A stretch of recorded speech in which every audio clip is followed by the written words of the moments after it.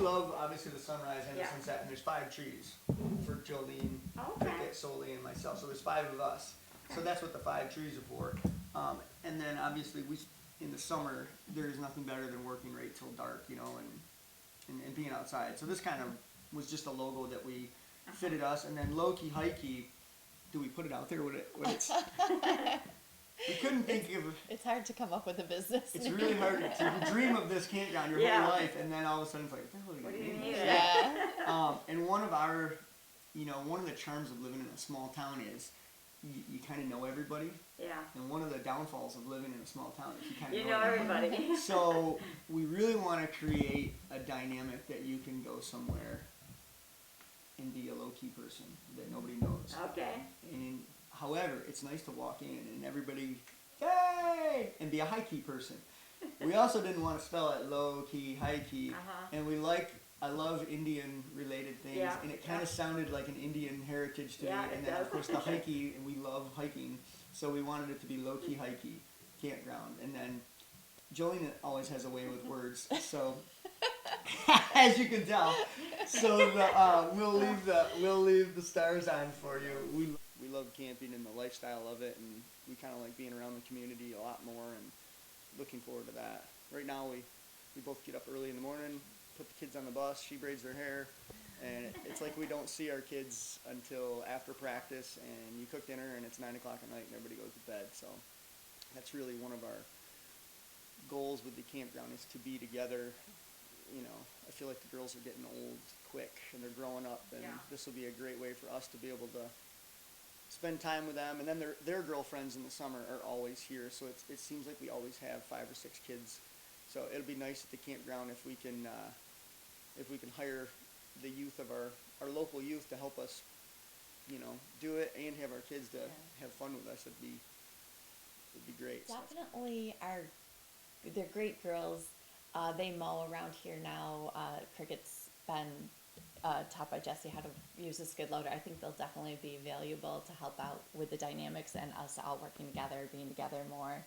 We do have a busy life with them. They enjoy fishing, going down to our pond swimming, so definitely we'll be with each other more. With camping, everybody's coming to be It's on a good vacation. Everybody's atmosphere. happy to be there. And if they're not happy to be there, their goal is to be happy. Right. And it's not hard to I think help change their day when they want to be happy.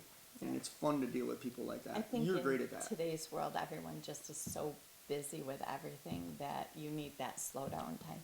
We're amazed at people who live locally and are looking forward to a spa, and we're like, You it's live in 3 your- miles away. But it's amazing and it's great, and they're like, well, it's not home though. It's getting away from what we have to do at home to slow down. Really. Yeah, well, Thinking about it. I'm excited Yeah, for I'm it. really excited. Why? Just to meet new people and just like help out with it. It seems like it's gonna be fun. And like a new experience and like a lot of different things to do. I'm most excited for the pond and just to meet new people. I'm excited about everything. I just love camping a lot and like going swimming and fishing. Our neighbor bought it, and we were like, kind of crushed. But I love the guy that bought it was a great guy, and we congratulated him, and I said, man, you know, that's a really good piece. That's what that is exactly what I want. I didn't know it was for sale, and I said, if you ever sell it, let me know. Well, 3 months later, he decided that he kind of wanted to get out of New York, and he bought land and a house in Iowa. And he said, hey, he goes, out of all the people I told that I bought that land, he goes, you guys were the only ones that were happy for me. He goes, everybody else was mad I bought it.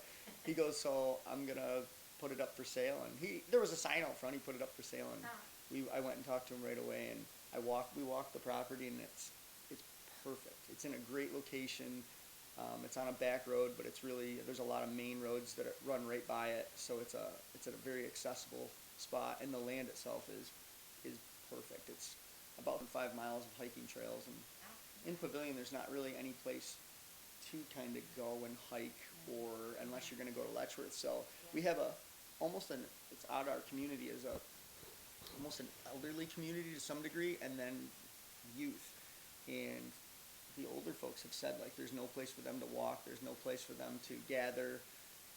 There's not a lot of really businesses, so this will be we're excited to provide, you know, a good atmosphere for that, and of course for the kids. I mean, that's clearly the stage we're in, but I feel like I'm getting older every day. I can't wait to sit around and have coffee and go for a hike. Thankfully, there's been other campground owners we've connected with, and they have been It wonderful. It has so. been amazing. Like in other businesses, people don't want to share their secrets. People are very protective. The campground world has been amazing. They have reached out to us and said, hey, we hear you're putting this in. If we can help you in any way, if you'd like to take a walk of our property, if you have any questions. So we've met with 6 or 7 local campground owners. We've learned from this process, one, nobody likes change. It's scary. We don't have a problem with that. We understand that. And the unfortunate thing is the mindset that everybody considers the land around them their backyard. The hard part with that is where does one person's rights end and another person's rights begin? So that's why the town has a comprehensive plan. That's why the town has setbacks. And that's what those setbacks, I mean, we're actually losing 27 acres of our property that we can't use. Thank you, sweetie. In setbacks. So there's 27 acres that we technically can't use. So these people that own 3 acres next to us, it would be nice if they could realize, like, okay, these people bought a huge chunk of land and they're trying to do something great for the community and do something great for their family and do something great for the tax base and the overall revenue of the town, which we needed. Our town is struggling. Just to get the permit, we're over 6 figures. If you couple the land onto that, we're almost $500,000 invested. Wow. So we have not only dove in the deep end, we've dove in the ocean, and we are swimming as hard as we can. But it's okay.